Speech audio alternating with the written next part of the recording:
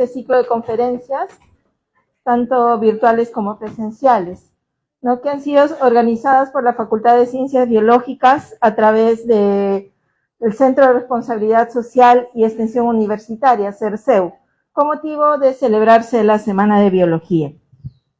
En las conferencias de hoy, en las dos conferencias que quedan pendientes, se van a tratar temas de actualidad científica, ¿no? Sobre todo aquellos relacionados a contribuir con generar conocimiento y la concepción de un mundo ambientalmente sostenible, ¿no? Al final de cada conferencia se va a dar un espacio para las preguntas, ¿no? Es por eso que en este momento tengo el agrado, ¿no?, de presentar a nuestros expositores, ¿no? Voy a presentar a la bióloga María Fernanda Chávez Pérez, exalumna de nuestra facultad, y al biólogo Ángelo Aguilar Chagua, también exalumno de nuestra facultad. La primera conferencia va a estar a cargo de la señorita María Fernanda Chávez Pérez, ¿no?, quien es bióloga de profesión, es egresada, nuevamente les repito, de la Escuela de Ciencias Biológicas, exactamente de la mención de hidrobiología y pesquería, ¿no? Asimismo es abogada, ¿no?, y cuenta con estudios de maestría en Ciencias Marinos Costeras de la Universidad de Costa Rica.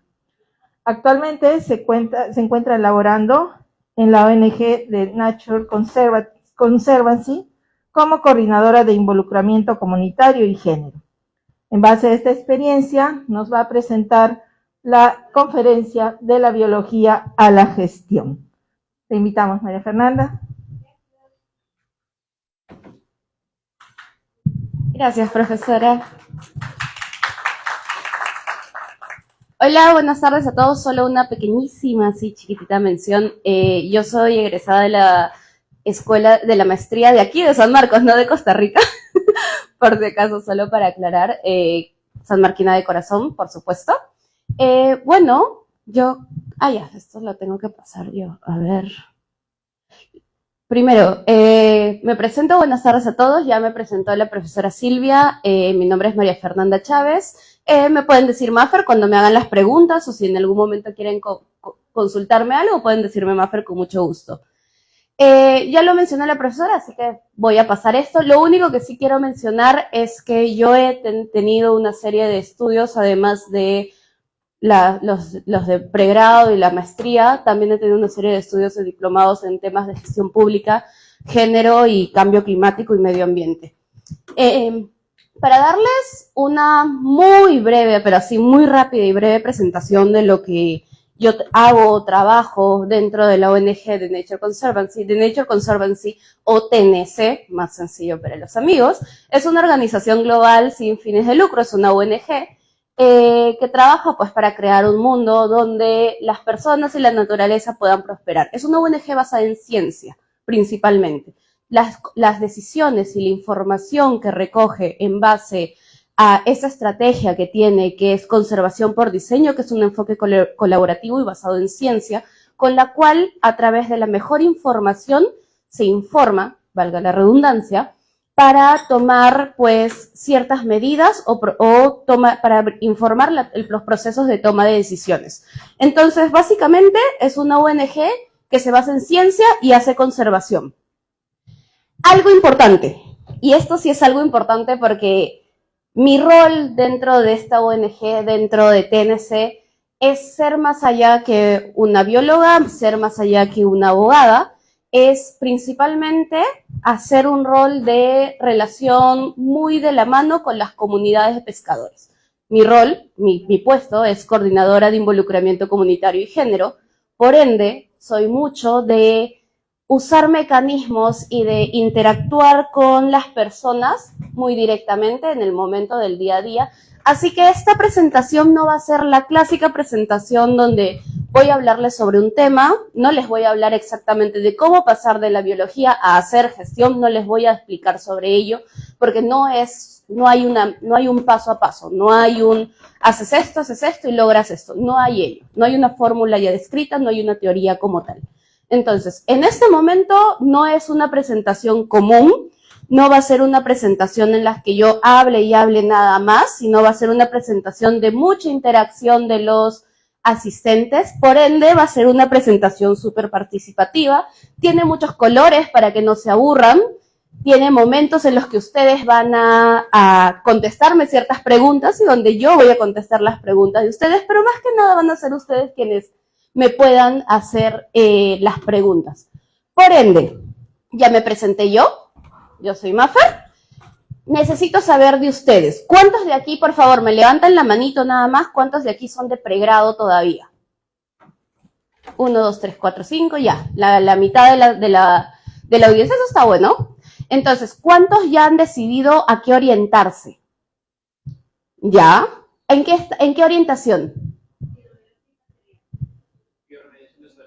Ya, medio ambiente, general. ¿Y en biología en qué área? O sea, hay una orientación. ¿Eres micro o eres biólogo? ¿En qué orientación como tal?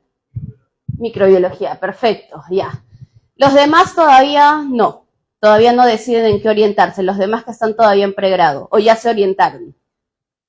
¿No? Ok, entonces, vamos a seguir. Lo que les había mencionado que de la biología a la gestión, y esto me lo van a responder los chicos que ya están orientados, porque ya están en unos grados mayores, se supone, es ¿qué es biología? Empezamos por allí. ¿Qué es biología?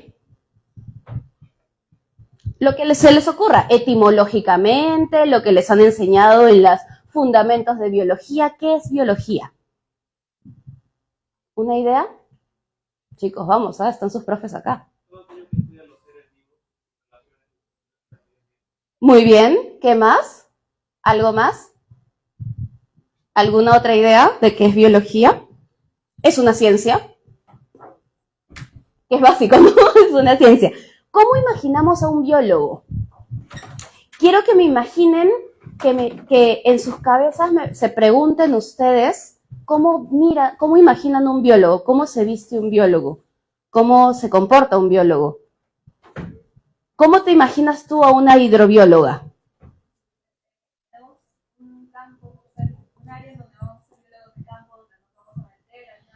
La primera imagen que se te viene a la mente. Perfecto. ¿Cómo te imaginas al microbiólogo? La primera imagen que se te viene a la mente.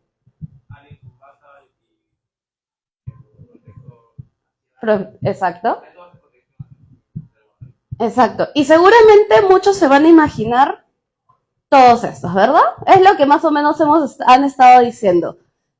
Alguien con bata, alguien pues con su microbiólogo allí, con las placas Petri. Me perdonarán si algunos instrumentos no me acuerdo, ya hace un buen par, casi una década que salí del pregrado, así que ya pasó un buen tiempo.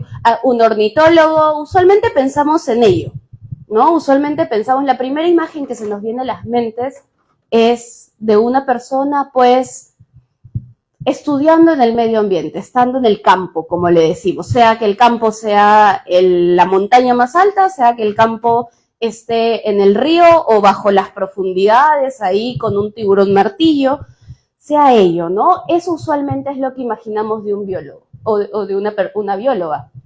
Sin embargo, hay muchas otras formas y hay muchos otros espacios donde los biólogos también participan. ¿Qué es gestión? ¿Por qué vinieron a esta presentación? ¿Por qué les interesó el tema de estar presentes? Además de que quizá algún profesor por ahí les dijo que tienen que estar presentes porque es un crédito extra. ¿Quién sabe? No me sorprendería por ahí, la verdad. Díganme, ¿qué es gestión? ¿Alguien tiene una idea de qué es gestión? Aquí veo un no. Por ahí, chicos, pesquería. ¿Qué es gestión? ¿No? No, está bien no saber, porque justamente hoy estamos viniendo a hablar sobre estos temas. Por aquí, ¿alguien qué es gestión? ¿No? Bueno, vamos a ver. La gestión es una serie de, aquí lo tengo, es un conjunto de procedimientos y acciones que se llevan a cabo para lograr un determinado objetivo. Básicamente, la gestión es todo un proceso, o la gestión es una serie de tomar decisiones, es una toma de decisiones principalmente. ¿Y por qué es una serie de toma de decisiones? Porque son todos un proceso. Porque la gestión te ayuda a llegar a una meta. ¿En base a qué? A todo un proceso. Pero ¿alguien sabe Y esta es otra pregunta que necesito. ¿Cuál es el proceso de toma de decisiones? Y sé que muy probablemente, si de por sí me están diciendo que no tenemos mucho entendimiento de qué es gestión, mucho menos vamos a saber quizá cuál es el proceso tal cual de cómo es una toma de decisiones. Pero lancemos ideas, ¿no? ¿Cómo se logra tomar una decisión? Una idea. ¿Alguien? ¿Cómo tomamos decisiones en este espacio? ¿Cómo decidieron, porque todos hemos tomado decisiones, cómo decidieron estudiar biología?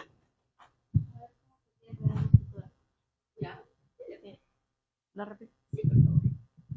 Saber cómo te quieres ver en un futuro. Por eso decidiste estudiar biología. Ok, ¿qué más? ¿Alguien más? ¿Por qué decidieron, por qué escogieron su color favorito? ¿Les gustó? ¿Por qué escogieron la orientación en la que escogieron? ¿Por qué hidrobiología o pesquería?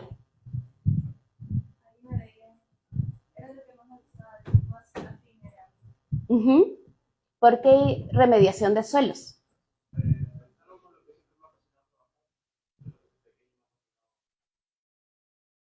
Perfecto.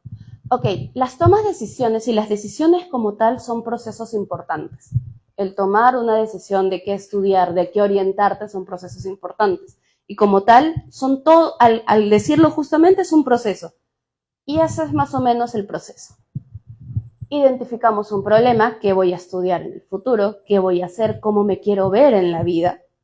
Recopilo la información acerca de un problema, ¿por qué decidí estudiar biología? Es una carrera amplia, es interesante, me gusta, diferentes situaciones, es una carrera con futuro, el medio ambiente es una carrera con futuro, desarrollar diferentes alternativas. Ok, voy a postular a la universidad, tengo una serie de alternativas para postular, tengo la Universidad Agraria, tengo la Universidad Ricardo Palma, tengo la Universidad, ¿cuál otra? Bueno, San Marcos, y tengo otras universidades, ¿no? Desarrollamos y evaluamos las diferentes opciones, elegimos la mejor opción, la Universidad Nacional Mayor de San Marcos, por supuesto, la llevamos a cabo y la ponemos a prueba, ¿no? O sea, revisamos el impacto. La llevamos a cabo, es lo que estamos haciendo en este proceso ustedes de desarrollar, de tomar su decisión, de decidir como tal, que es estudiar la carrera como tal, y revisar el impacto es, bueno, ya de aquí a 10 años, cuando estén hablando aquí, van a revisar su impacto de estudiar y de tomar esa decisión. No, mentira, todavía no revisamos el impacto en mí, ¿ya?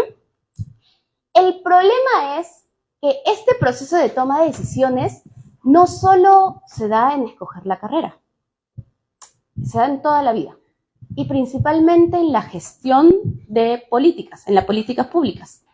Se da en todos esos ambientes. ¿Y por qué está en todos esos ambientes? Porque imaginemos un recurso, imaginemos el recurso pulpo, por ejemplo. Yo soy hidrobióloga, así que los ejemplos van a estar más asociados a los recursos marinos, en mi caso, pero yo soy más orientada a marinos, y en mi caso yo soy más orientado a recursos marinos bentónicos. Entonces, imaginemos un recurso, pulpo, por ejemplo.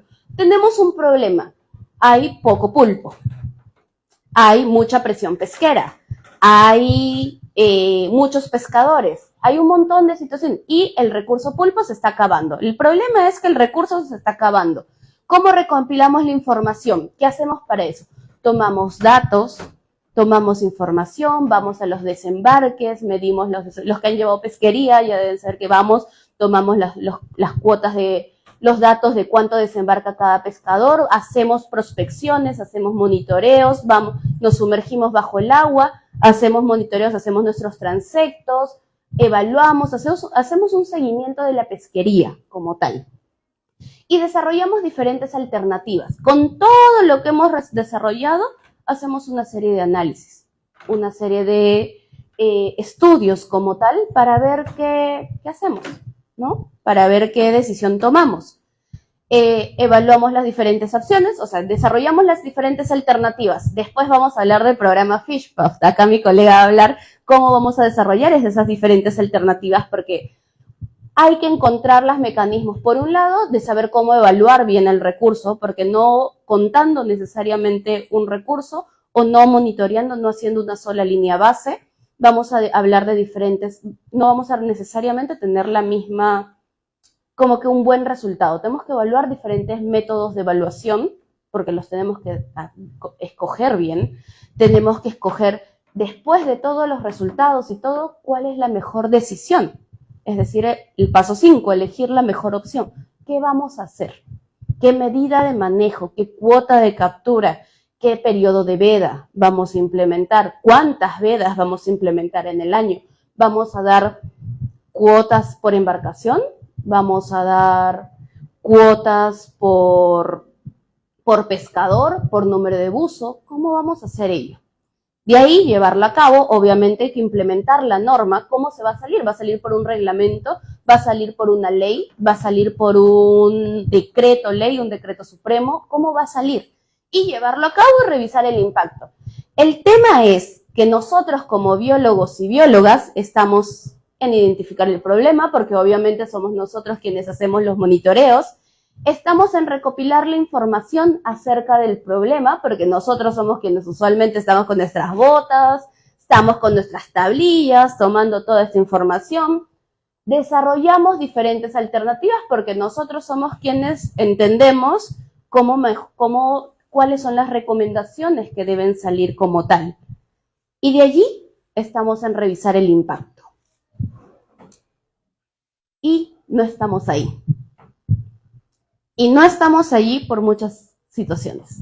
Una, porque no sabemos qué es gestión, porque obviamente si lo supiéramos y conversáramos sobre ello y supiéramos un poquito más sobre ello, créanme que estaríamos allí, porque los pocos biólogos que saben sobre gestión están en esa área. Y la realidad es que existen muchos biólogos de bota, y eso ya lo deben saber algunos, la clásica frase. Existen muchos biólogos de bota, existen un poquito menos biólogos de bata, siempre un poquito menos porque las ciencias de microbiología, genética, todo el laboratorio recién está empezando, no recién, cuando estaba en la universidad ya estaba empezando, pero bueno, mucho más fuerte cada año, pero la bata, a veces los biólogos de bota somos como más nos identificamos, ¿no? Es más, hoy día que estaba haciendo esta presentación, porque si debo admitir, profesora, disculpe, que recién la estaba armando hoy día,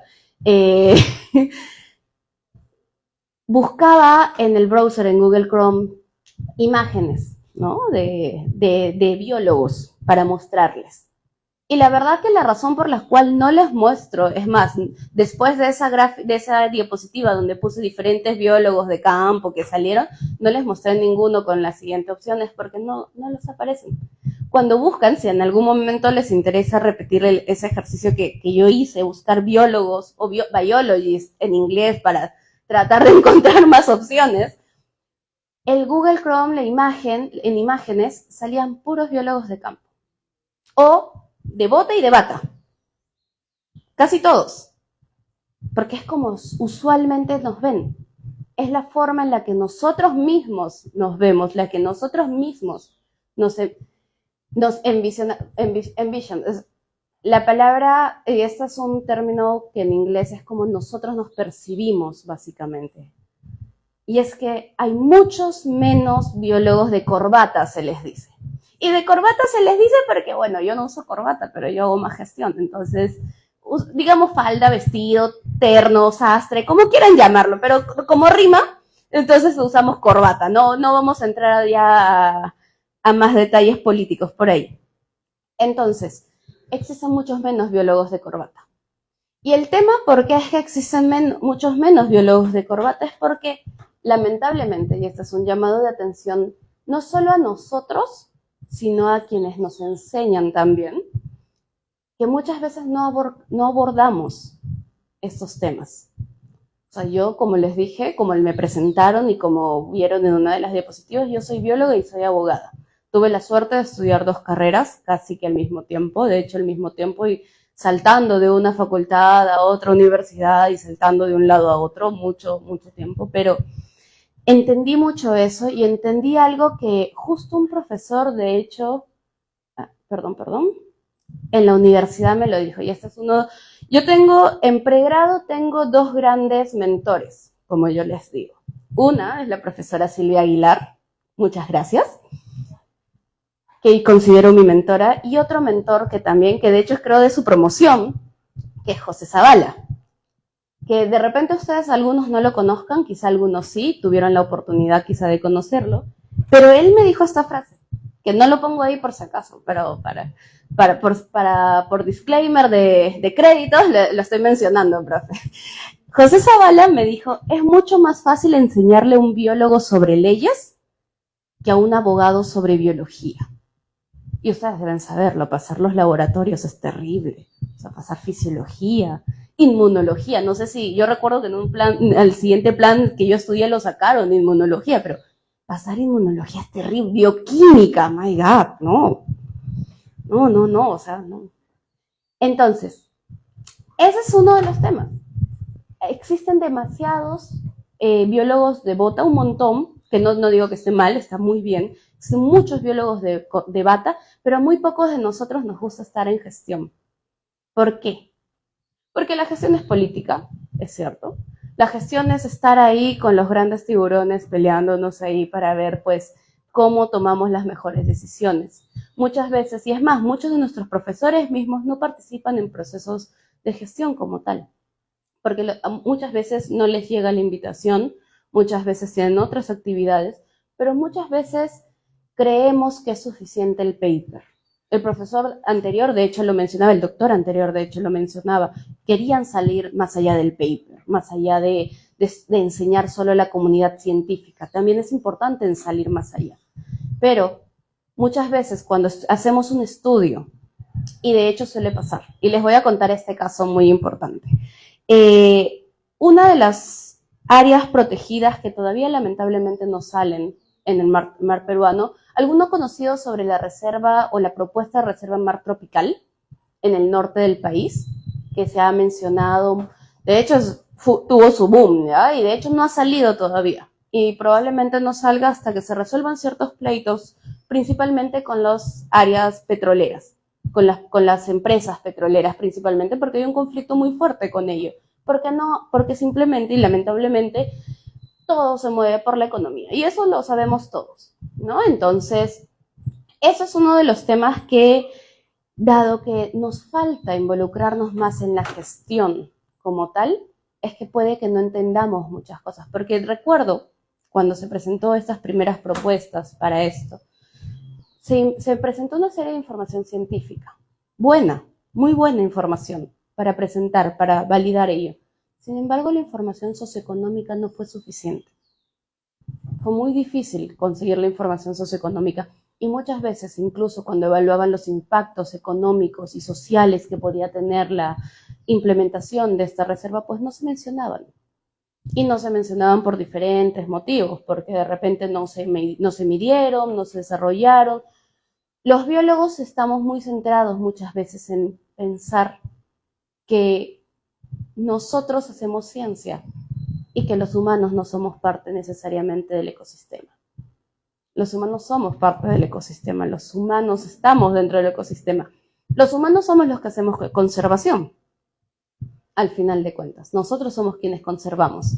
Entonces, es necesario meternos a estos temas que a veces no nos los enseñan en la universidad y probablemente nunca nos los enseñan porque no es el fin como tal de la carrera. La carrera es biología y como biología tenemos que aprender muchos temas de biología, pero también es parte de nosotros aquellos que querramos participar y meternos más en la gestión de ver estos otros temas. Entonces, como no estamos aquí, es que justamente es lo que les mencionaba, ¿no? Que estamos fuera de este ambiente. Los biólogos muchas veces, hay muy pocos biólogos en estos 3 pilares, porque quienes eligen, al final de cuentas, quienes eligen, donde quien toma la decisión, buena o mala, correcta o incorrecta, porque pueden decidir una cuota de pesca mucho mayor que la recomendada por diferentes temas políticos, entre otros, que al final pues no se toma la mejor decisión. Y eso a veces pesa sobre los hombros de quienes informaron, más no quienes tomaron la decisión. Nosotros entregamos un informe como biólogos, esta es la mejor decisión. Pongamos, suponiendo, ¿qué les puedo decir? una cuota de captura de anchoveta, no sé, pongámosle una cuota de, ustedes dicen 4 toneladas nada más, 4.000 toneladas nada más pueden capturar. Estoy soltando un número al azar, ¿ya? Pero el Ministerio de Producción, por ejemplo, te dice, con 4.000 toneladas la flota pesquera me va a ahorcar, no. Vamos a darles 5.000, 1.000 más, no hay mucho más, no sé. Vamos a darle un poquito más, por más meses de tiempo. Y lo que puede pasar es que el stock pesquero en ese momento, pues viene un niño, por ejemplo, imaginemos, que hay aguas calientes con la anchoveta, se dispersa más, hay menos producción de anchoveta, se cae el stock y dieron 5.000. Y nos quedamos sin anchoveta, como nos pasó en alguna época, cuando no había ley de cuotas como tal. ¿Qué puede pasar? ¿Por qué decidió tomar 5.000 por un tema político? ¿Hubo alguien que le dijo, oye, no es la mejor decisión porque se viene una niña? No, de repente no. ¿Y por qué no? Porque no estábamos ahí. Porque somos nosotros quienes solemos, los biólogos y biólogas somos quienes solemos estar mirando más allá de eso, ¿no? No solo vemos el stock pesquero, vemos el medio ambiente, vemos el ecosistema, vemos cómo va a funcionar el ecosistema, si va a cambiarse a frío, si va a cambiarse a caliente, si va a estar condiciones normales, si no va a ser una condición normal o un periodo normal en la corriente o en el ecosistema de Humboldt, y tomando en cuenta que el ecosistema de Humboldt es demasiado variable, aún mayor. Entonces, si yo les presento esto de la biología a la gestión, es un símil de la ciencia a la acción. Y eso es lo que quiero más que nada traerles con esta conversación, vamos a llamarla así, porque no creo que sea una exposición. Yo creo que la profesora Silvia me va a decir, yo te llamé para que los impulses a ser pesqueros, y yo creo que no los voy a llevar a eso, pero solo lo único que estoy diciendo aquí es que de la ciencia y la acción, en el área en el que estén, seas microbiólogo, seas botánico, seas zoólogo, seas pesquero, el área en el que estén tiene que meterse a la gestión. Porque la ciencia no es suficiente si es que no ejecutamos los resultados, si es que no los ejecutamos bien, más aún. Y bueno, acá voy a hablar un poquito de pesquería. ¿Por qué me gustó la pesquería? Porque justamente mezclaba dos cosas que eran muy importantes para mí.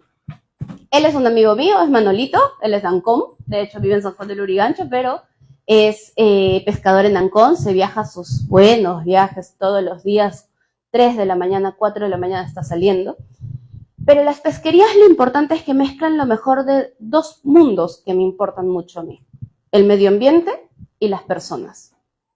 Y entender ello, ¿por qué? Porque a veces, muchas veces, y eso es probablemente algunas ONGs habrán visto que son más orientadas a preservar, a decir no toquen, a decir no entren en esta zona, cuidar mucho más el recurso, a ver una mayor percepción pues hacia los recursos. Y la verdad que en el caso de pesquerías como tal, y en el caso de muchas otras actividades, muchas otras ciencias como tal, pero la pesquería es una ciencia aplicada para mí, como yo lo veo al menos.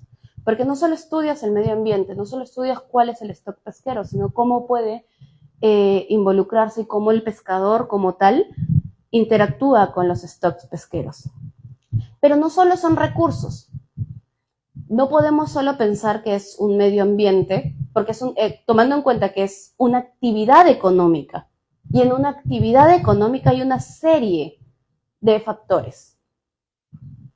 Y esta es una imagen de McGuinness y Ostrom, que tiene, de hecho, Ostrom es una economista que trabajó mucho en economía de los recursos naturales, de hecho ganó un premio Nobel en economía. Y entender esto, que esto aplica, y esto solo lo pongo en pesquerías porque este es un punto, pero este sistema, que es un sistema socioecológico, esto explica o trata de explicar un sistema socioecológico, un sistema como las pesquerías, como la ganadería, como la agricultura. Entonces, este sistema explica justamente ello porque hay toda una interacción, hay toda una configuración que no solo incluye la parte de vida, no solo incluye la parte económica, sino también incluye la parte política. O sea, la social, la económica y la política, que está asociado justamente a un sistema de recursos y a una unidad de recursos. Y principalmente el sistema de recursos es tu medio ambiente, tu sistema de recursos naturales. Entonces, entendiendo eso, y tratando de comprender de que no solamente la ciencia a la que te dediques, aquí nos quedamos si solo hacemos ciencia, en la unidad de recursos, pero eso no es suficiente. Y no es suficiente porque hay muchos otros factores que interrelacionan. Y la parte política, la parte económica, la parte social es justamente una de ellas. Algo que hacemos en TNC es justamente ello. Y perdón que esta lámina está en inglés, pero quería mantenerme en inglés, de hecho, porque es un poco de una de las presentaciones que hace poco estuvimos trabajando con mis colegas, de hecho. TNC justamente recoge mucho de la información científica, levanta mucha información científica, desarrolla mucha información y toma y hace un proceso de toma de decisiones, o mejor dicho, informa los procesos de toma de decisiones. TNC no se mete en la parte política, no hace lobby, no hace cabildeo en ese aspecto, no estamos directamente ligados a tomar una decisión como tal, pero sí estamos comentando. Hacemos la información, decimos recomendamos cuál es la mejor información, obviamente porque nosotros no somos políticos, lamentablemente. En algún momento quizá nos vean como ministros, como asesores, pero no. Entonces, esta norma, como tal, voy a poner la última lámina, que es esta. Este fue un decreto supremo en el cual nosotros vinimos apoyando y trabajando.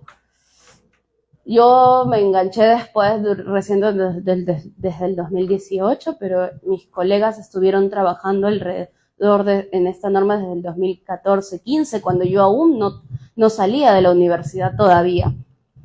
Y esta norma se informó de mucha ciencia. Fue el resultado, básicamente, de mucha ciencia detrás, de toda una serie de estudios. Y, como mencionaba, esta norma se construyó en base primero a la experiencia de autogestión de los pescadores, porque la idea de esa norma era darle relevancia y un respaldo legal a los acuerdos voluntarios que los pescadores tenían en sus comunidades, que complementaban las normas legales o los decretos como tal que daba el Estado. Entonces, sin embargo, cuando presentamos los primeros comentarios o le presentamos esto a las autoridades, antes de este estudio, antes de todos estos estudios, nos dijeron, eso no pasa acá en Perú. No, eso no existe en Perú. No hay acuerdos voluntarios de los pescadores. No existe esas situaciones en Perú. ¿Por qué? Porque no hay comunidades indígenas, no hay comunidades nativas en el Perú como tal. Eso pasa en Chile, pasa en México, porque ya tienen otras conformaciones. Sin embargo, y aquí viene la ciencia, levantamos información, 2 estudios. Hay uno de ellos que está publicado, otro que algún día se publicará. Y se los digo así porque en verdad es un reto también escribir un paper, con Ángelo lo sabemos de hecho. Pero el estudio de autogestión de uno de mis colegas en el 2014 fue quien logró identificar todos estos sitios. Se identificaron alrededor de 30 comunidades, si no me equivoco, 17, 11, 30 creo, en las cuales no son solo los que son en los puntos, sino diferentes, en los cuales, pues, los puntos, como van a ver, marcan diferentes medidas o acuerdos voluntarios de los pescadores que habían implementado para mejorar o mantener sus recursos, el estado de sus recursos. Esta información, sumado a uno de los estudios que yo lideré cuando casi que 2 años después de salir de la universidad, los estudios de percepciones de la autogestión, que complementaba el estudio que ya Alexis había hecho, sumado a ello, nos permitió darle un respaldo o una base sólida de información al Ministerio de Producción, a nuestros socios de la Sociedad Peruana de Derecho Ambiental, para impulsar aún más el desarrollo de esta norma. Y, de hecho, nosotros estuvimos trabajando, como había mencionado, casi durante 5 años, poco más de 5 años se trabajó y todo el proceso de esta norma, y se informó, y durante ese proceso nosotros hemos estado también trabajando en campo para seguir validando y seguir viendo que lo que decíamos era cierto, ¿no? Porque obviamente los pescadores te pueden decir, la percepción de ellos es que sí, esto funciona, sí, es cierto, estos acuerdos nos ayudan a mantener mejor los recursos, ordenamos más la actividad, ya no competimos tanto, no hay carrera olímpica, no hay tragedia de los comunes, pero seguimos trabajando porque obviamente somos científicos y hay que probar las cosas. ¿no? Hay que probarlas. Y obviamente nosotros hicimos pues estos procesos de monitoreos participativos, a veces nos embarcábamos con los pescadores, hacíamos los análisis de los datos con los pescadores, salían las distribuciones, los estudios, y bueno, estos son, por ejemplo, uno de los acuerdos internos que ellos tenían, ¿no? Rotaciones de áreas, por ejemplo. Y de allí hicimos los resultados justamente de muchos monitoreos durante mucho tiempo y hicimos uno de estas gráficas y esta es una de los cierres porque los pescadores implementaban diferentes medidas. Siempre se habla de hacer una veda para recuperar los recursos. No necesariamente funciona. Y va a depender mucho de qué recurso. Va a depender mucho de en qué temporada lo haces. No necesariamente por hacer una veda de 3 meses vas a recuperar el recurso como tal. Tienes que hacer un seguimiento como tal, entender las dinámicas, entender muchas cosas. Y no pueden ser normas estáticas. Los pescadores aprendieron poco a poco a que sus normas, y de hecho sus normas, ellos mismos los han ido entendiendo, no son estáticas. Sus cuotas internas entre ellos las cambian, principalmente motivados por temas económicos, pero también entendiendo cuánto, en base a la experiencia, cuánto el ecosistema les puede recuperar, cada cuánto tiempo el ecosistema se renueva. Y durante este periodo, diciembre, enero, febrero, ellos hicieron eso. Vieron sus pulpos que entraron en una zona muy chiquitos, entraron menores a la talla mínima, menores a 800 gramos incluso los pulpos.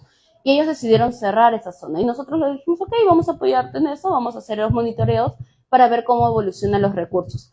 En el mes de enero, si ven, los gráficos pasan de rojo, que eran chiquitos, allá empezamos a ver algunos amarillos. Y dijeron, no, todavía no, porque vamos a seguir sacando y vamos a acabar nuestros recursos. Y en el mes de febrero, como ven, ya hay grandes, hay una gran proporción de grandes, hay un poco más de amarillos y algunos más de chiquitos. Y pues ellos tomaron la decisión en ese momento, de mantener cerrado unas 3 semanas más aproximadamente para poder recuperar sus recursos y seguir pescando. Todas estas experiencias son las que han logrado pues aprobar esta norma. Pero nosotros, como me había mencionado, no solamente nos quedamos en la ciencia. En este caso, usualmente TNC lo que hace en otros países es aliarse con actores, con otros colaboradores, con universidades, con laboratorios, con otras ONGs más locales de ciencia. En este caso nosotros ayudamos a levantar mucho de esta información directamente. Yo misma me subí a la embarcación 6 horas en el mar, midiendo caracoles, midiendo peces, midiendo, ¿qué más? Pulpos, ¿no? Chanque, todo lo que hubiera básicamente comercial. 6 horas, así que imagínense cómo terminaba el mar ahí. Y yo misma. Pero hacíamos eso. Y gracias a todo ese esfuerzo, todo ese trabajo de ciencia, pero a la vez también pasar horas de horas. Recuerdo de una reunión que los pescadores los invitamos, porque para hacer esta norma no solamente nació de nosotros, sino también nació de los pescadores mismos. Participaron ellos en reuniones de consulta, en procesos de socialización, participaron también en procesos de ellos de dar su propio registro de qué estaban haciendo, dar su testimonio, y esa es la palabra, dar su testimonio de que las acciones que ellos venían implementando, como les mostré en la gráfica anterior, sí funcionaban. Y en una de esas reuniones incluso nos dijeron, nos han traído un pedazo de cartón porque les llevamos 2 pizzas. Y ese fue el almuerzo de ese día, porque eso era lo que se podía tener en ese momento. Y los pescadores nos dijeron, son 2 cartones que nos han dado. Esas son las reuniones en las que tenemos que estar a veces, como biólogos, como gestores, como parte de estos procesos de cambio. Entonces, por eso es que es importante que estén aquí, porque no necesariamente van a salir las mejores normas, no necesariamente van a ser los mejores momentos, no necesariamente van a ser los momentos más divertidos que pasan, porque lidiar con abogados no es fácil, créanme, lo lidio conmigo misma todo el tiempo, así que no es fácil. Tenemos que dejar de pensar que la biología es solo esto, que son los seres vivos. Dejar de pensar en el concepto, en la etimología inicial, en lo que nos enseñaron, que bios de vida, logos, tratado, estudio de la vida. Dejemos de pensar solamente que la biología son solo esto. Saquemos y pensemos en que la ciencia y la gestión siempre están de la mano. Porque la ciencia es la que informa la gestión. Pero a la par, si no tomamos la mejor decisión, si no tomamos realmente los datos como son. Y si no entendemos, también es importante que esos datos pueden afectar de una o de otra forma a un grupo de personas, a un grupo de comunidades, o incluso a los seres vivos de otro, a los recursos de otros espacios, también es importante tomarlo en cuenta. Si no entendemos ello, no vamos a cambiar el ahora. Entonces, nada, eso es todo. Muchas gracias por su atención. Lamento si demoré mucho.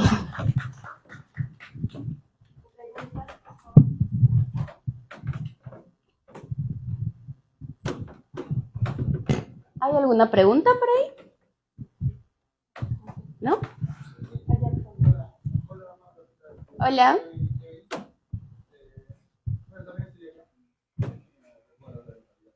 Mi pregunta era más que todo, ¿qué recomendarías o qué le dirías a una persona que quisiera tratar o por lo menos intentar entrar en ese mundo de la gestión? ¿Cuáles serían los pasos que recomendarías a seguir o qué consejo le darías si pueden entrar y no sabe cómo? Ok, primero tenemos que entender bien claro, y eso es por eso que hice una de las preguntas, ¿qué es gestión? ¿No? Si no sabemos cómo funcionan los procesos, si no entendemos cómo funciona la maquinaria también por dentro, cómo es el esquema la estructura de las normas, por ejemplo, ¿no? Que primero es una ley, luego un decreto ley, luego un decreto supremo, cómo funciona, cómo se aprueban, todo eso. Es importante entender todo ello. No nos enseñan cursos de gestión. Y recuerdo en la universidad, si tienen oportunidad de llevar cursos de gestión, se los recomiendo y por favor llévenlos. No me refiero solo a los ISOs, que son importantes, pero no es solo ello. Gestión pública, porque para participar justamente en estos procesos de toma de decisiones, para entender todo ello, hay que saber también cómo hacerlo. Y esa es una de las partes claves importantes. Llevar esos cursos, entender, no nos va a gustar, nos va a aburrir, porque como ciencia, como biología, estamos más pensando de otros aspectos. No vemos tantas letras. Y si vemos letras, obviamente, leemos un montón. Pero vemos más fórmulas, tratamos de entenderlos de otras formas. Necesitamos entender también toda la parte histórica, toda la parte legal, toda la parte como tal de la gestión, como tal de los procesos de toma de decisiones. Entender cómo se toma una decisión como tal. Primero es básico. Así que, chicos, lo único que sí les puedo decir es que hay que estudiar un poquito más, porque en la facultad como tal, y quizá no solo aquí, hay otras universidades que sí lo enseñan, ¿eh? Hay otras universidades en las que sí los educan un poco más en gestión, porque no solamente es la biología como tal. Entonces, yo te diría que uno de los pasos es justamente aprender cositas que no nos han enseñado, primero, como el tema legal, es básico y es importante, pero también meternos y estar involucrados en estas reuniones de toma de decisiones, estar involucrados, ser informantes. Publicar también es importante. Y más que publicar, no solamente en papers y no solamente en redes sociales, sino también compartir lo que publicamos y cuando nos convoquen ir a las reuniones. Porque muchas veces nos invitan. Yo he visto, y lamentablemente he visto a profesores de la facultad que los han convocado a reuniones de toma de decisiones y no van. Y eso es importante, que asistan a ese tipo de espacios. Porque los espacios de toma de decisiones muchas veces son públicos y a veces no nos hacemos conocer. Nos conocen mucho en nuestro ámbito académico y en el ámbito de la biología, pero no nos conocen en los ámbitos donde sí se toman las decisiones. Y eso es importante. Y otro que sí te podría decir es, pues, comunicar lo que conoces, comunicar, aprender más en temas de gestión. Y creo que eso, básicamente. Y bueno, si ves una oportunidad de post. Y algo que sería importante. Muchas veces convocan biólogos en distintos ámbitos. Por ejemplo, en distintas convocatorias para áreas naturales protegidas, para reportes de datos, para investigaciones científicas o no, para procesos, para espacios donde, por ejemplo, pueden ser en ONGs, en otros grupos, en otros espacios así, hacen convocatorias, pero usualmente nos falta justamente los procesos, el tema logístico, el tema de gestión como tal, nos falta conocer ello y por eso a veces no perdemos esas oportunidades. como biólogos como tal, perdemos muchas oportunidades cuando no entendemos cómo funciona el aparato público. La gestión pública es algo que deberían enseñarnos a todos, independientemente de la carrera. Entender cómo funciona el aparato público, entender cómo funciona elaborar una norma, elaborar una propuesta de norma. Si no sabemos cómo hacer eso, ¿cómo vamos a querer aportar a algo? ¿O cómo vamos a querer que nos vean como tal? Entonces, tener ese background en nosotros es importante, y eso más que nada depende de nosotros. Porque al final, en una convocatoria, van a preferir, eso sí se los comento, van a preferir a alguien que conozca un poco más de gestión y que sepa cómo aplicarlo, porque puede entenderlo, a que lamentablemente es todo lo contrario a lo que mi profesor me decía. O sea, muchos contratistas, muchas personas que nos contratan o reclutadores, escogen a alguien que sabe más de gestión que de biología, porque creen que funcionan así las cosas, porque tampoco son biólogos. Pero la cosa es que es más fácil, como ya había mencionado, enseñarle leyes a un biólogo, así que ustedes pueden aprender todas las leyes del mundo, y pueden aprenderlas y pueden aplicarlas, que cuando les enseñan biología a un abogado, o a alguien que no es de biología. Espero haber respondido algo a tu pregunta. Gracias.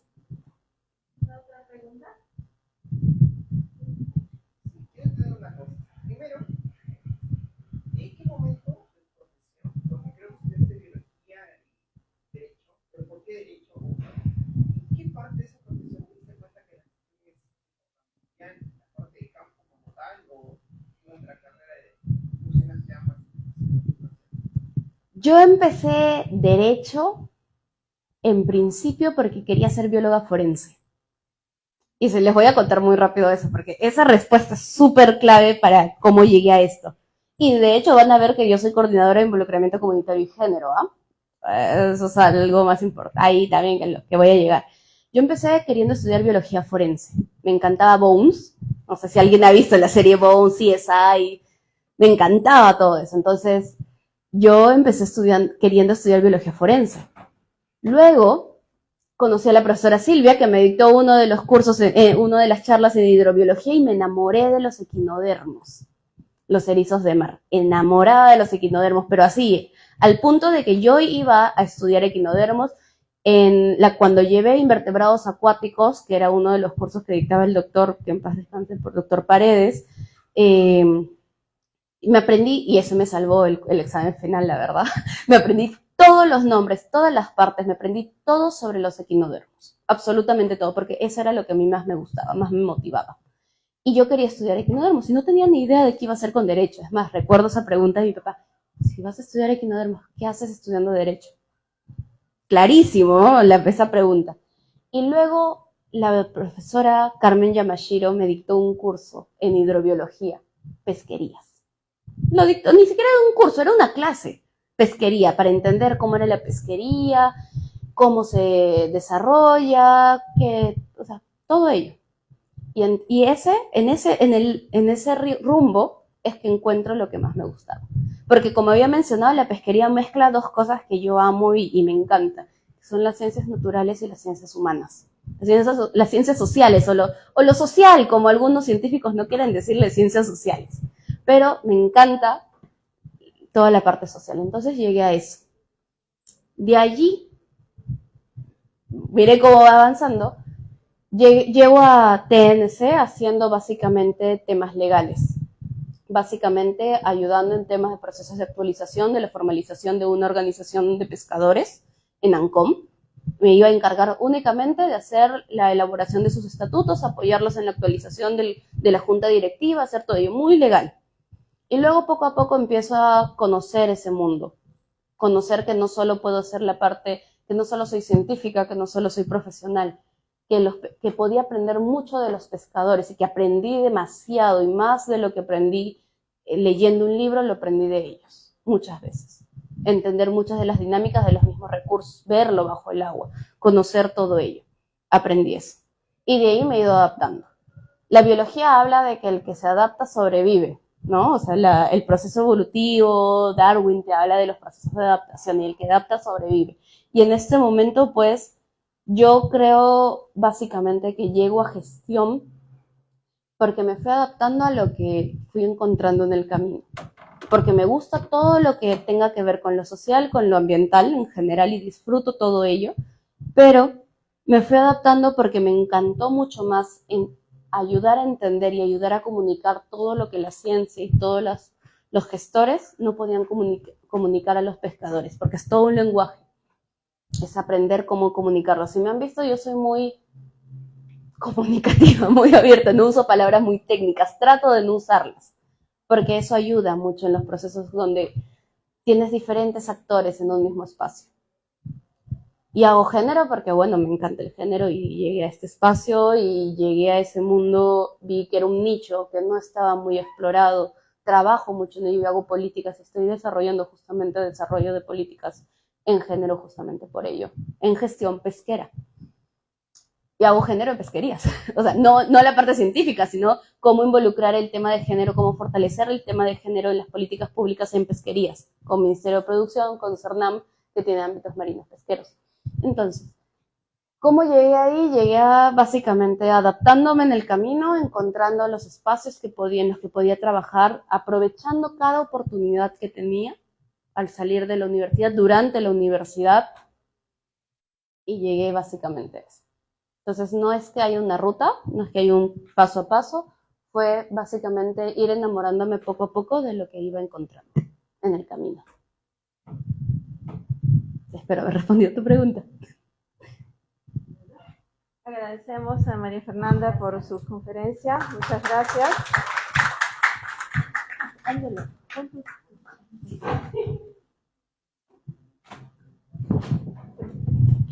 PPT. Ajá.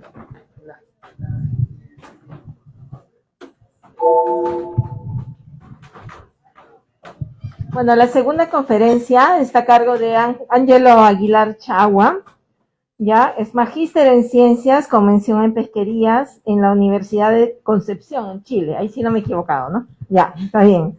Ya. Al igual que Mafer, ¿no? Él también es egresado de la Facultad de Ciencias Biológicas, de la Escuela de Ciencias Biológicas con mención en hidrobiología y pesquería, ¿no? En este caso, él ha participado y participa actualmente en una serie de proyectos relacionados al manejo sustentable de pesquerías ícticas, tanto a nivel internacional y nacional. Actualmente labora como consultor en el programa de conservación marina de The Nature Conservancy, TNC, en el proyecto Sandes Chile Fishing Communities, ¿no? Hay que hacer una corrección ahí. Ya, bueno, está trabajando en TNC, eso sí es importante, ¿no? Te dejamos, Ángelo. Muchas gracias, profesora Silvia. Solo una pequeña corrección ahí de que soy uno de los miembros más recientes que acabo de integrarme a TNC, ¿no? Empecé como consultor, sí, en el año fines del 2015, como en diciembre, y de ahí ejercí consultorías hasta el año 2019, y de ahí arranqué a hacer una maestría, y ahora retorné acá a Perú para integrarme al equipo de TNC, ¿no?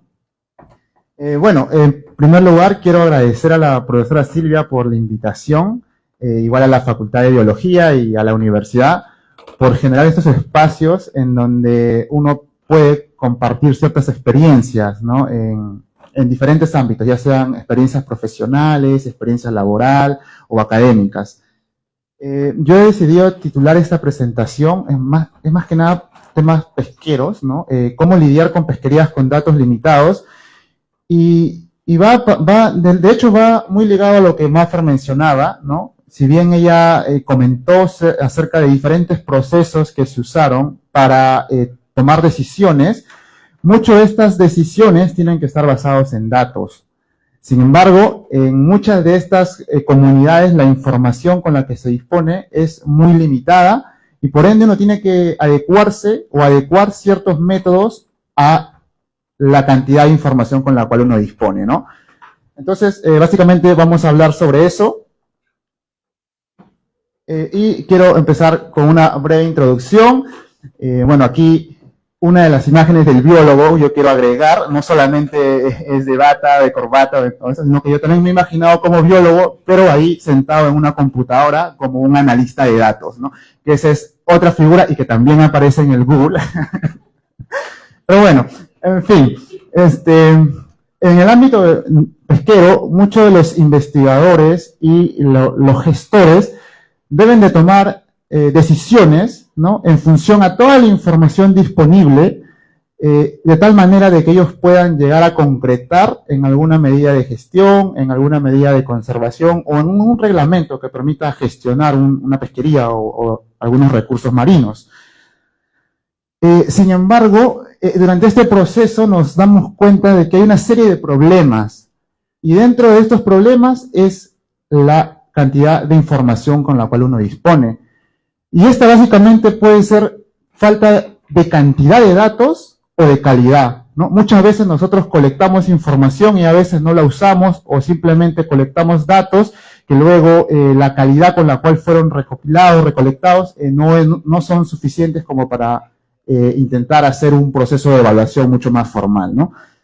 Entonces, si nosotros entendemos esto, intentar tomar una decisión en estas condiciones es un desafío constante, muy difícil. Ahora, en el ámbito pesquero mucho se habla de cuantificar la explotación pesquera, que es esencial, ¿no?, para la toma de decisiones y posteriormente para implementar alguna medida de manejo. Entonces, para cuantificar esta explotación pesquera existen los típicos modelos tradicionales de evaluación de stocks. Sin embargo, estos métodos tienen importantes requerimientos de información, ¿no?, que pueden ser datos dependientes o independientes de la pesquería, como probablemente muchos de ustedes que están aquí ya han podido conocer.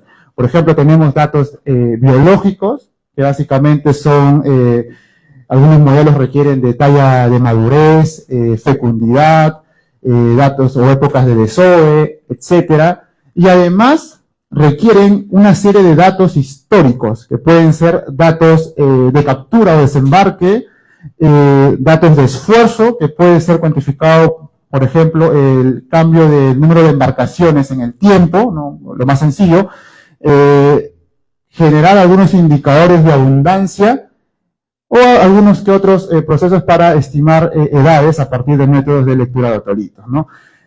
Sin embargo, en muchas de las pesquerías, principalmente de pequeña escala, como las que ha estado hablando Maffer, ¿no?, y ha hecho harto énfasis en ello, mucho de esta información no se encuentra disponible, es decir, no cumplimos con los requerimientos para aplicar un modelo de evaluación de stock. Sin embargo, de acuerdo a la literatura disponible, a nivel global, muchas de estas pesquerías han sido consideradas como datos limitados. Y pese a representar más del 60% de los desembarques mundiales, muchos de estos recursos no cuentan con una evaluación formal y por ende tampoco han sido gestionados, ¿no? Entonces, a partir de esto nosotros necesitamos generar algunos enfoques novedosos y algunas metodologías sencillas, ¿no?, que nos permitan evaluar stocks pesqueros a un costo razonable. ¿Por qué menciono un costo razonable? Porque, como mencioné anteriormente, si bien un proceso de evaluación de stock per se requiere una cantidad enorme de información, de datos, pero esos datos está asociado directamente con programas de monitoreo orientados a colectar ese tipo de información. Y eso es dinero. Dinero que muchas comunidades pesqueras que quieren recopilar su información no cuentan. Entonces debemos de tener tipos de informaciones o modelos que permitan hacer uso con muy poca información. Pero además, nunca descuidar también el tema de estadístico, ¿no?, que sean estadísticamente robustas y que puedan contribuir de una forma a la gestión pesquera. Entonces tenemos dos puntos acá. Uno, nuevos enfoques orientados a pesquerías con datos limitados, y además que estos métodos tengan cierta robustez que permitan luego ser validados por diferentes modelos, ¿no? En función a ello, muchos científicos se han reunido a nivel del mundo y a partir del año 2015 o quizá un poco antes, salieron publicaciones, muchas, de diferentes metodologías para evaluar stocks pesqueros, ¿no? Aquí muestro una lámina en donde se muestran diferentes métodos de evaluación de stock. De hecho, esta fue un paper de Natalie Dowling, que es investigadora del CSIRO, en donde ella recopila diferentes métodos de evaluación de stock orientado a pesquerías con datos limitados y los categoriza en diferentes grupos, ¿no? Por ejemplo, tenemos los datos cualitativos, que si bien ustedes vieron el gráfico de Maffer en donde tenían pulpo grande, chico y chico, mediano y grande, eso básicamente es un método cualitativo, es decir, simplemente por la visión del pescador te cuantificaba en qué estadio podría estar el pulpo y tenías un dato y a partir de ahí empezabas a hacer tu gráfico, ¿no? Sin embargo, esos métodos tienen ciertas limitaciones, ¿no? Y hay que ser consciente de ello, pero posteriormente, como uno va recopilando más información, puede hacer uso de diferentes modelos mucho más complejos, ¿no? Como pueden ser algunos modelos de biomasa dinámica, o ahora último que se está aplicando a lo que es el método de stock síntesis, ¿no? Que permite integrar diferentes series de datos. Bien, entonces, a raíz de esto, si bien ahora tenemos ya la gran variedad de metodologías de datos limitados, surge otro problema, ¿no?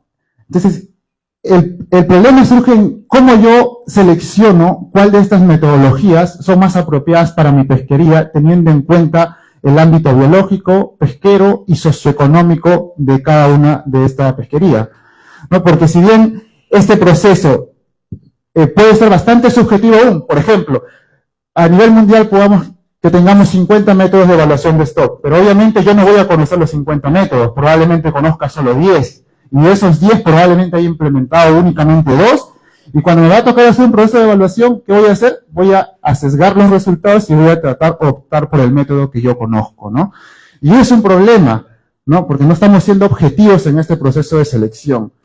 Y en ese contexto es que, de nuevo, un grupo de investigadores se reunió para tratar de abordar esta problemática y tratar de diseñar alguna herramienta que te permita hacer todo este proceso mucho más objetivo, ¿no? Y en ese contexto, tanto investigadores del CSIRO, de la NOAA, de Nature Conservancy, diferentes investigadores a nivel mundial, crearon un grupo de especialistas pesqueros, ¿no? O de científicos que abordaron esta problemática y esto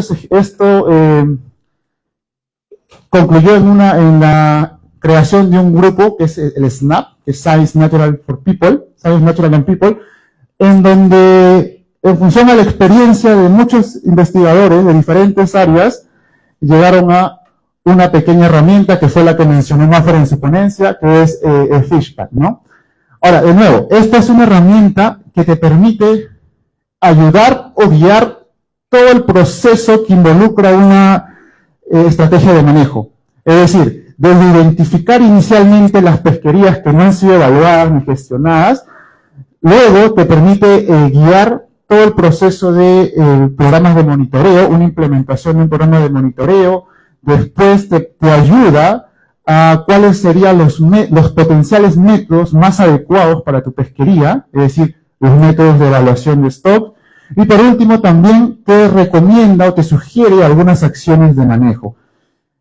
Todo ello, ¿con qué fin? Con la finalidad de lograr pesquerías sustentables, ¿no? Entonces, esta herramienta está conformada por 3 grandes bloques, que son programas de monitoreo, programas de evaluación de stocks y acciones de manejo.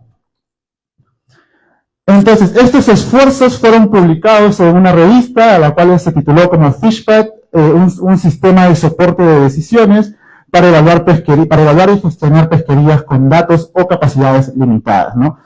Yo tuve la suerte de conocer todo este proceso, ¿no? Desde que Fishpad inició en una plataforma, en una hoja Excel, en una tremenda matriz, ¿no? En donde era imposible navegar porque uno iba cuantificando información, y en función a ello uno iba obteniendo ciertos métodos o ciertos programas de monitoreo o ciertas acciones de manejo que en realidad era poco amigable para el usuario.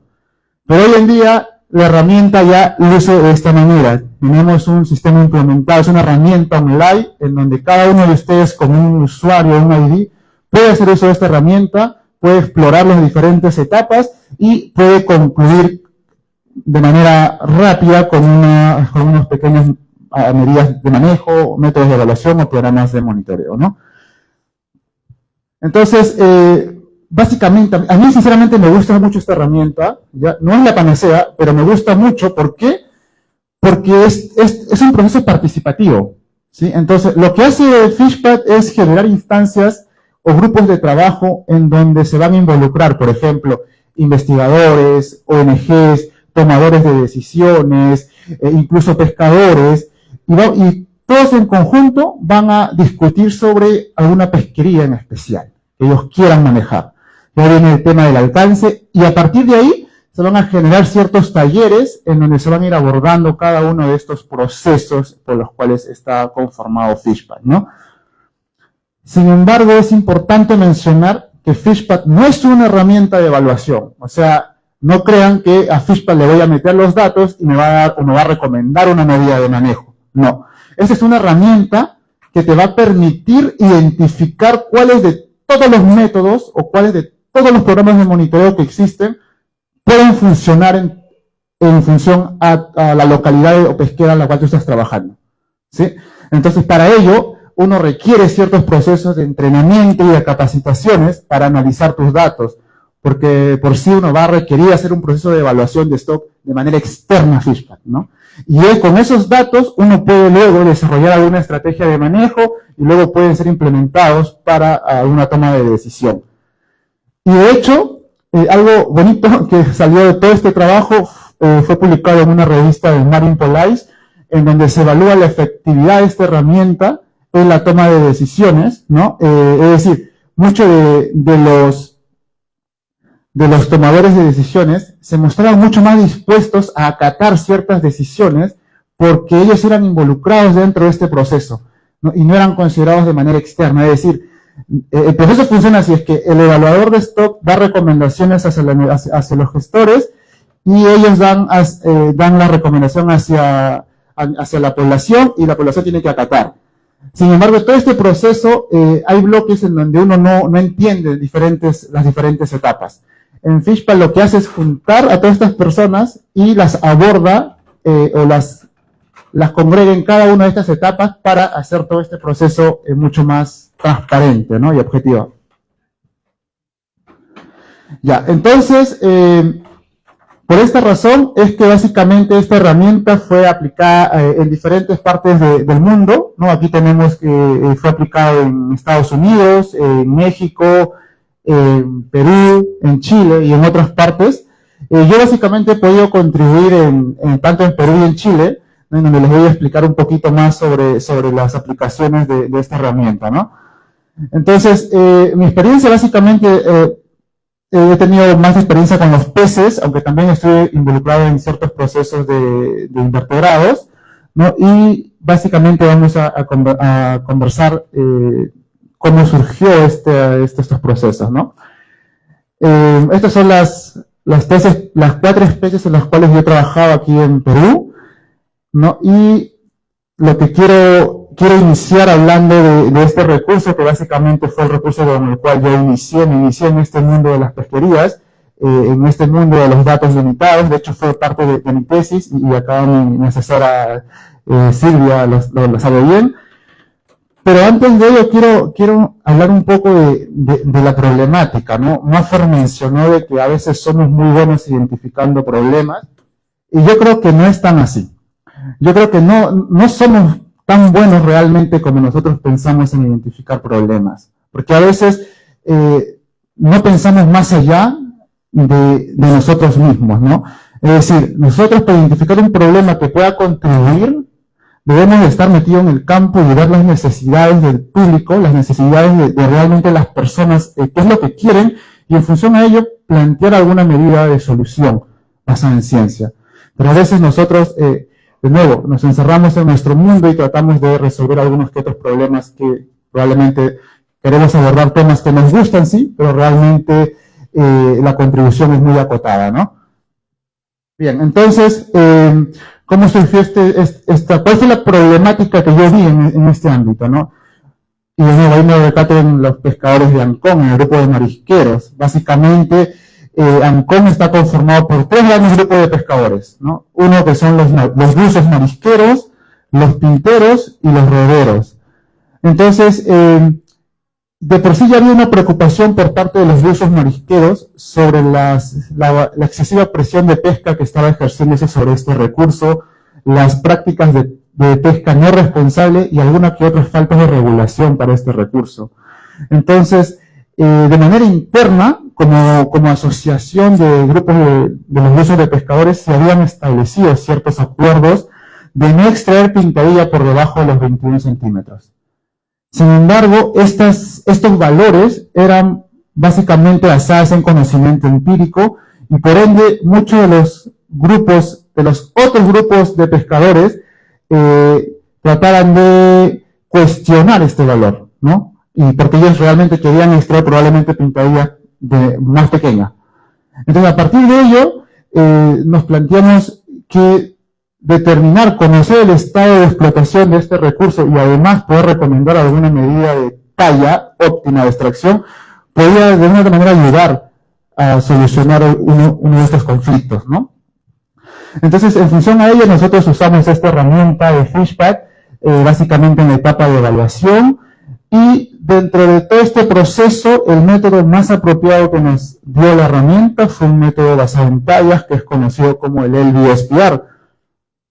Sin embargo, como vemos, este proceso requiere además de un programa de colecta de información. Por ende, uno tuvo que diseñar diferentes estrategias para colectar este tipo de información.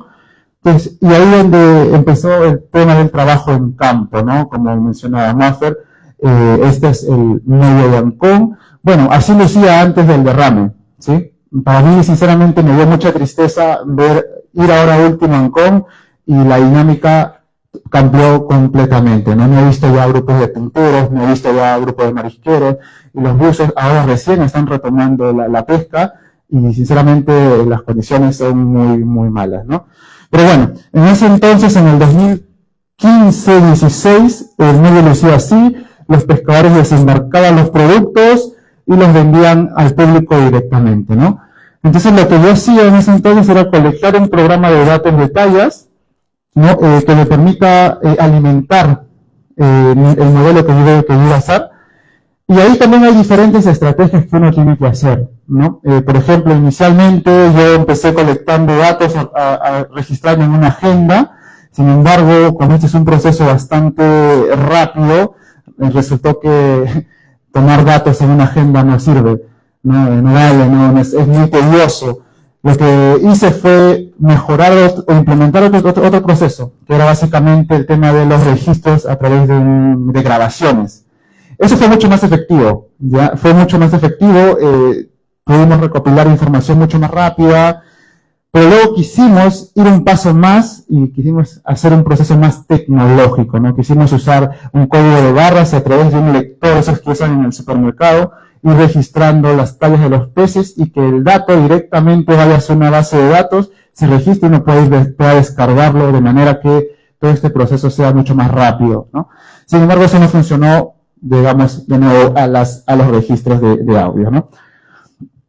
Bien, esto de nuevo es imágenes en donde realmente se muestra la fauna de pesca, en donde uno estuvo involucrado, ¿no? Aquí tenemos a 2 pinteros, básicamente tienen jornadas súper largas, ¿no? Desde las 5 de la mañana aproximadamente hasta las 5 de la tarde, ¿no?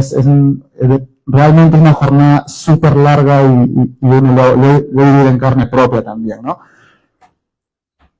Bien, además de eso, también se tuvo que implementar otro tipo de programa de monitoreo. En este caso es un programa de monitoreo biológico que probablemente ustedes ya lo hayan conocido o están relacionados o familiarizados con ello.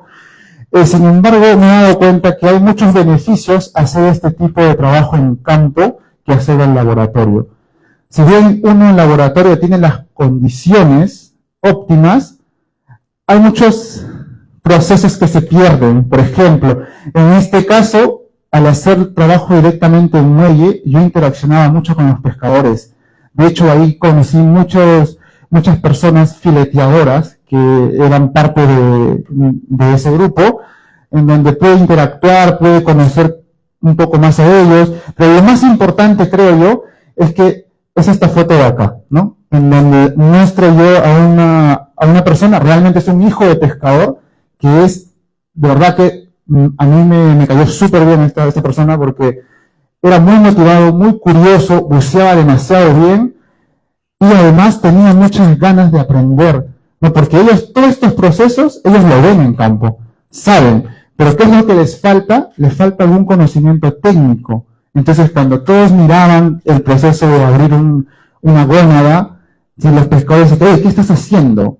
¿No? Entonces, ¿por qué la ves así? Mira, yo lo corto más rápido. Y efectivamente, las fileteadoras agarraban y me lo sacaban en una, en las gónadas, ¿no? O sea, yo con mi tijera, cortando, abriendo con cuidado, pero realmente las fileteadoras lo hacían rápido y sin dañar ningún órgano. O sea, realmente aprendí mucho en ese proceso y es una instancia que realmente yo valoro mucho más allá de estar en una etapa de gabinete, ¿no? Y viendo una serie de información.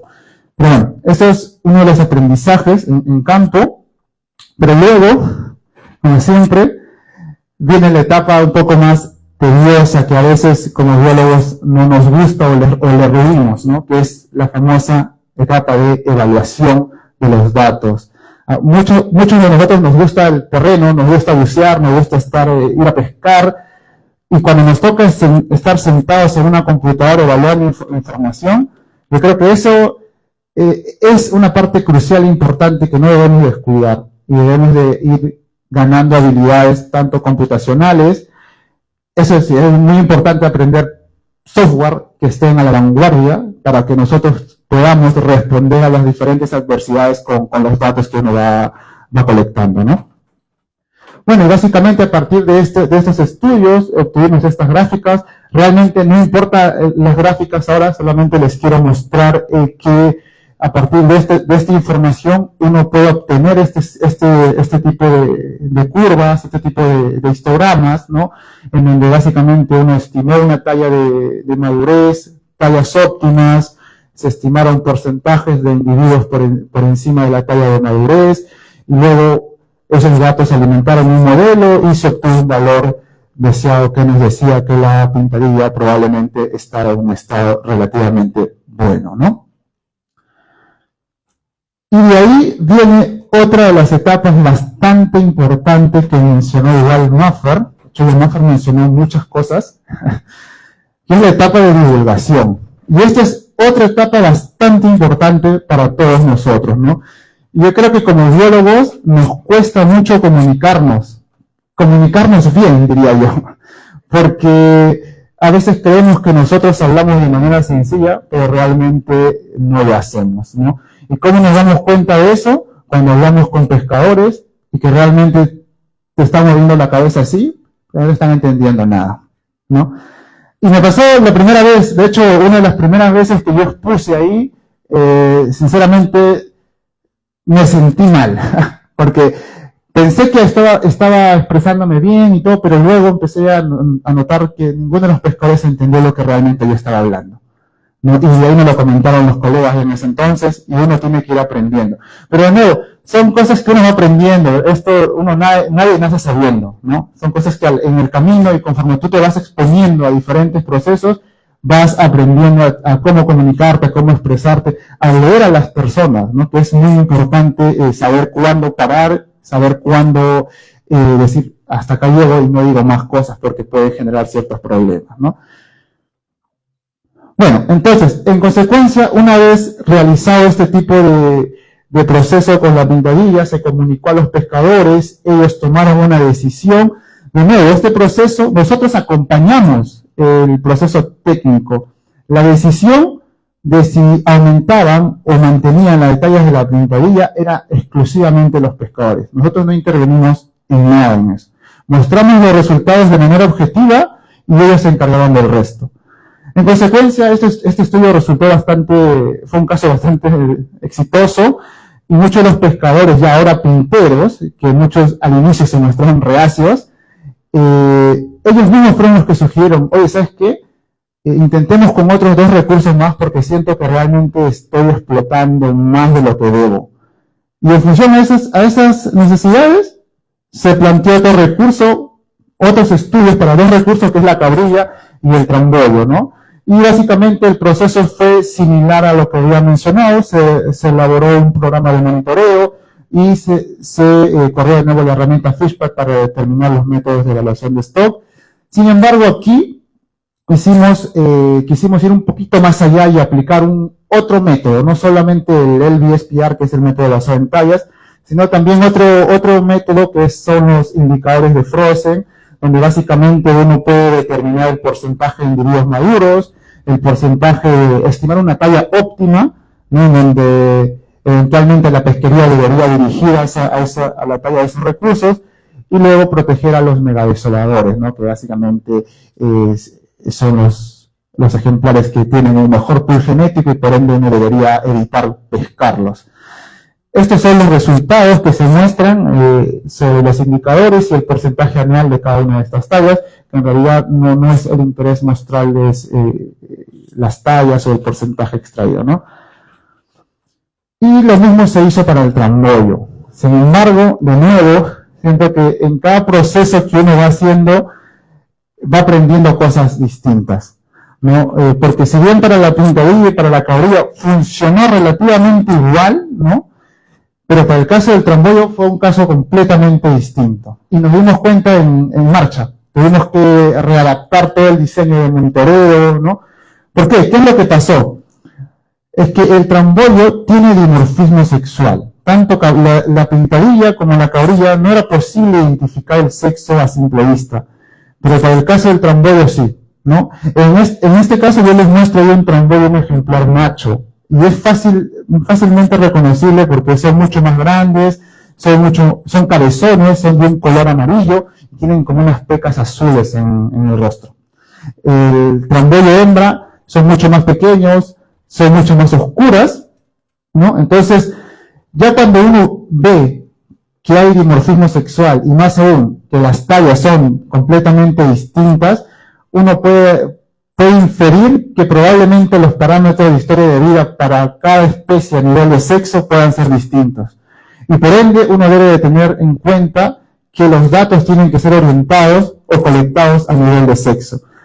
Readaptamos la hoja de colecta de datos para poder separar o identificar machos y hembras y luego correr un proceso de indicadores de Frozen para cada sexo y considerando a nivel general, ¿no? Entonces, aquí ya hablaríamos de casos como escenarios, por decirlo así, ¿no? Cuando la evaluación se hace exclusivamente dirigida a ejemplares machos o ejemplares hembras o a nivel general. Pero lo curioso, y ahí de nuevo es la importancia de uno estar en campo, de meterse al agua, de estar observando constantemente la naturaleza, es que cuando quisimos catalogar esta especie, si ven ahí, para cada escenario tenemos diferentes resultados. Y eso es lo que pasa constantemente con pesquerías con datos limitados, ¿eh? Tenemos que si nosotros evaluamos solamente a las hembras, estaríamos diciendo que el recurso estaría saludable a óptimo, ¿no? Pero si evaluamos a los machos, el proceso estaríamos en un proceso de agotamiento. Si evaluamos de manera general, estaríamos diciendo que el proceso está saludable, pero no óptimo. Entonces, ¿a cuál le creo? ¿Qué opto en estos casos?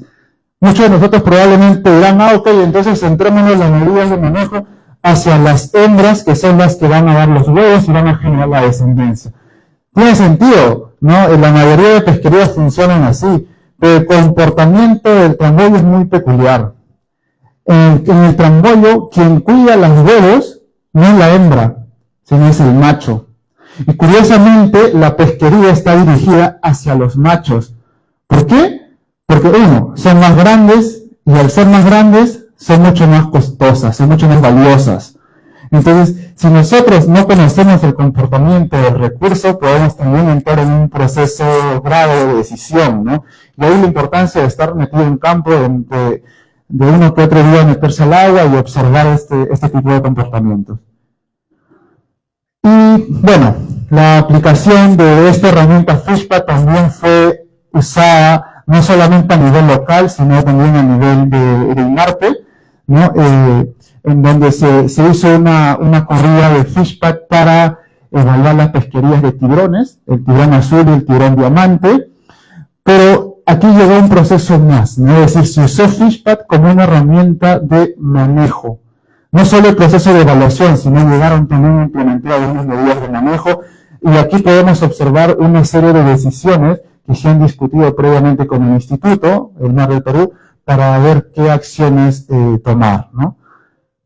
Entonces es una herramienta que realmente ha ido ganando mucho campo en las diferentes instituciones, ¿no? Y brevemente, para hablarles un poquito de esta herramienta de Fishpad en Chile, ¿no? Y de nuevo, aquí cambia la dinámica, de nuevo. O sea, fue un proceso de aprendizaje. Lo que quiero dejar claro en este proceso es que, de nuevo, no hay una receta, como dice Maffer, sino que es un proceso de aprendizaje constante, ¿no? En este caso, estas pesquerías ya no contaban con mucha más información, es decir, ya no tenía solamente datos de un año, que eran básicamente los proyectos que les mencioné inicialmente, ¿no? Estas pesquerías ya tenían una serie de datos, tenían una serie histórica aproximadamente de 10 años, ¿no? En donde se exploraron diferentes métodos. Y de hecho, estos estudios se mandaron a una publicación que ahora está en revisión, a la cual yo le he titulado como detectando indicios de agotamiento a través de múltiples métodos de evaluación de stock, ¿no? Y este proceso fue muy bonito para mí porque me permitió integrar tantos métodos basados en tallas, métodos basados en capturas y métodos de estandarización de la CPV para, en conjunto, contar la historia de estos recursos, ¿no? En estos métodos, quiero dejarles bien claro, es que no debemos de confiar en un solo método, ¿no? Porque obviamente cuando nosotros tratamos con pocos datos, la incertidumbre es mucha, es alta. Entonces, ¿qué es lo que se hace? Usualmente nosotros usamos diferentes métodos de evaluación de stock orientadas a estas pesquerías y luego intentamos compararlas para ver qué tan bien o si todos estos resultados coinciden o no con cada uno de estos métodos. Tristemente muchas veces no coinciden, ¿no? Y de hecho este trabajo habla mucho de eso, ¿no? De la importancia, más allá de aplicar un método o no, es el proceso de análisis de datos, de depuración, de los criterios que uno usa para ingresar los inputs a los modelos, porque pues realmente un modelo, la información que tú le ingreses te va a dar un resultado. Ya, pero yo creo que lo más importante es tener en cuenta los criterios de filtro de información y tener eso bien registrado para luego, conociendo eso, puedas tú tener una mejor interpretación de tus resultados. Y bueno, algunas que otras oportunidades para terminar y no ser muy larga ya esta ponencia. Quiero hablar del ROC brevemente, más que nada, más que como tiene mucha importancia en el tema de manejo, ¿no? También es un tema de oportunidad que nos da a todos nosotros, ¿no? Si bien Maffer ya mencionó este documento, básicamente es un documento de manejo que te va a ayudar a ordenar una pesquería de forma integral, ¿no? Para lograr una pesca sustentable. Y esta fue decretada en el año 2021, nuevamente, ¿no? Pero ¿qué es lo que nos dice esta regla, no? Me parece que no se entró mucho en detalle, pero básicamente lo que nos dice esta regla es que bajo ciertos criterios y requisitos, el Estado puede ceder cierta exclusividad de zonas de pesca a una asociación de pescadores que lo solicite, siempre en cuando cumplan ciertos criterios o ciertos requerimientos. ¿Ya? Entonces, esta gráfica es todo el proceso que involucra solicitar una área de exclusividad pesquera, ¿no? Que a la cual se le va a denominar como una reserva pesquera. Pero dentro de todo este proceso, o dentro de los requisitos, ¿no? Es que cada asociación pesquera que solicite un área de exclusividad pesquera, dentro de su declaración de interés, además de la zona, de los recursos que se van a extraer, también se requiere de un profesional, ya sea el ámbito de la biología o un ingeniero pesquero que te permita asesorar todo este proceso, ¿no?